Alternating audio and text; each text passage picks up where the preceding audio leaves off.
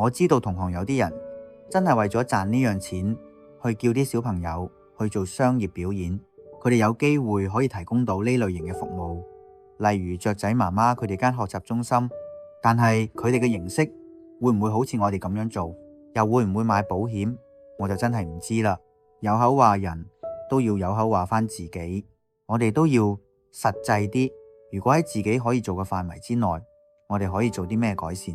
就係喺跳完舞之後，教小朋友去講返一啲適宜嘅賀年說話。去完場，我反問返佢哋，咁樣唔係仲有意思啲咩？佢哋嘅反應同回覆就係沉默咗。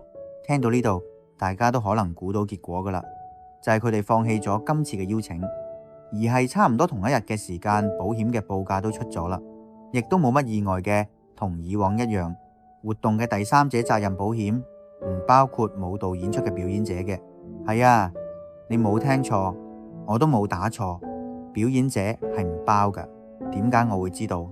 因為以前搞咁多次文娛中心嘅表演，佢哋要求我哋提供嘅活動第三者責任保險一早就已經係咁嘅。不過佢哋都照批照接受。要證據咩？我當然都有嘅。好似我哋由2014年開始申請舞蹈匯演，啱啱出嚟做嘢，跟足佢哋啲規矩，佢要買咩保險就買咩保險，佢要同勞工處申請兒童表演通知書，我哋就去申請。冇經驗㗎，當時睇到個銀碼，每位保1000萬，以為好多，咁就一定掂啦。但魔鬼喺細節冇睇到嘅就係一啲唔包嘅項目，喺第3項就顯示咗唔包括咗演員、歌手同埋跳舞嘅人等等。之後隨機抽嚟睇下2016年同2018年都冇變過，中間嘅過程就唔講啦。直至到我上一刻講緊嘅2026年最新嘅保險內容，到而家依然都仲係咁。所以由2018年開始，我哋喺文娛中心要求嘅保險以外，我哋都另外加咗一份活動嘅 Group PA， 全名叫 Group Personal Accident 嘅額外保險。呢份保單通常最少係活動第三者責任保險嘅4至5倍價錢。